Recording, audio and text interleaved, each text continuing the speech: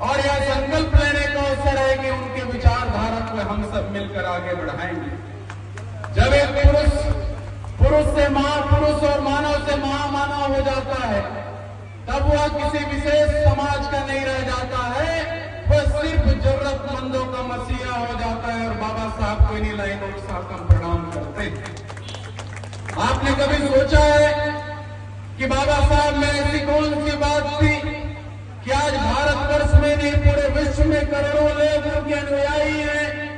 न तो बाबा साहब किसी राज्य के राजा थे, न तो बाबा साहब के पास कोई चतुरंगी सेना थी, और न ही बाबा साहब के पास कोई विशाल धन संपदा थी।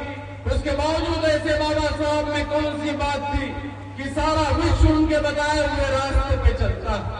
मुझे लगता है बाबा साहब के पास शिक्षा की ताकत थी, बाबा साहब के पास ज्ञान की ताकत थी, बाबा साहब के पास शब्दों की ताकत थी, बाबा साहब के पास सत्य की ताकत थी, इसलिए पूरा विश्व उनका अनुसरण कर रहा है। बाबा साहब को मात्र एक मनुष्य मानना हम लोगों की कमजोरी होगी। मेरा मानना है कि बाबा साहब प्रेरणा का नाम है, बाबा साहब साहस का नाम है, बाबा साहब संकल्प का नाम है, बाबा साहब दृढ़ निश्चय का नाम है, बाबा साहब संगठन का नाम है, बाबा साहब चिंतन का नाम है, बाबा साहब धैर्य का नाम है, बाबा साहब आदर्श का नाम है, बाबा साहब संस्कार का नाम है, और बाबा साहब प्रतिज्ञा का नाम है। आप सभी से मैं निवेदन करना चाहता हूं कि अनुसरण करने वालों के दिमाग में एक प्रश्न आती है। 4 लोग बाबा साहब के पास जाके पूछे कि बाबा साहब आज आप हमें मार्गदर्शन दे देते हैं, परंतु कहीं आप हमारे बीच में नहीं रहे तो हम किसके पास जाएंगे?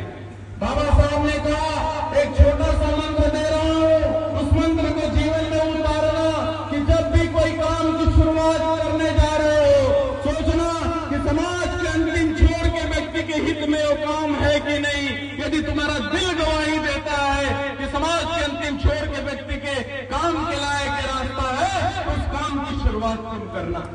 यही निवेदन आपसे करते हुए, चूंकि आगे हम लोगों को और कार्यक्रम में जाना है, वक्ता यहाँ पर है, मैं 4 लाइनों के साथ बाबा साहब की जयंती में उनको प्रणाम करते हुए उनको अभिवादन करता हूँ कि न मुंह छुपा के जियो और न सर झुका के जियो, न मुंह छुपा के जियो और न सर झुका के जियो, सितमगरों से नजर कम नजर मिला के जियो, और जिंदगी एक दिन की कम जियो तो कम ही सही, संविधान की अलख को जलाकर जियो।